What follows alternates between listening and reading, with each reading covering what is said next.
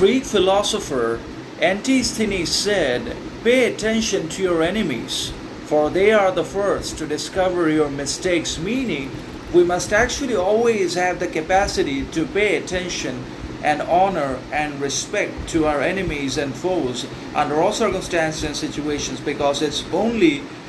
and always been the enemies that have the capacity as well as the power to not only identify our weaknesses, insecurities, shortcomings, deficiencies relating to mindset, perception, and action, but also they have the ability to introduce us directly to our inabilities and lack of conscious effort, understanding, etc., that can lead us directly into the abyss of defeat, downfall, setback, alongside tragedy, trauma, and so on and so forth. And that means enemies have always had the potential and the innate power and ability to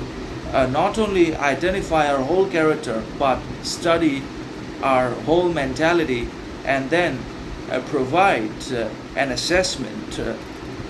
to our weaknesses, shortcomings, deficiencies, etc. that are very urgent, critical, and fundamental to our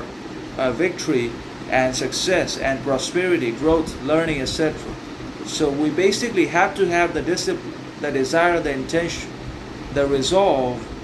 and the willingness that allows us and tells us to basically have respect, recognition, and admiration for enemies, and that encourages us to respect and honor our enemies no matter the circumstance or the situation we're placed. We just cannot afford to be arrogant. We cannot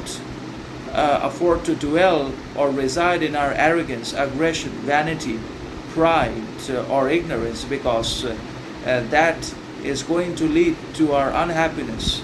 defeat, and tragedy, collapse, misery, and so on and so forth. And also the victory of the enemy will be guaranteed by our ignorance and by our negligent attitude.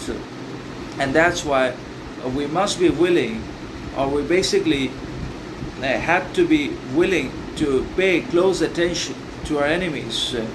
We also have to provide them with the respect and the character that they deserve.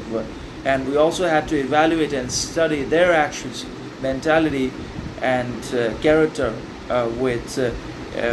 surgical precision, clarity,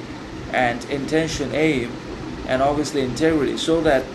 we both are in a position to identify one another and recognize one another's weaknesses and are able to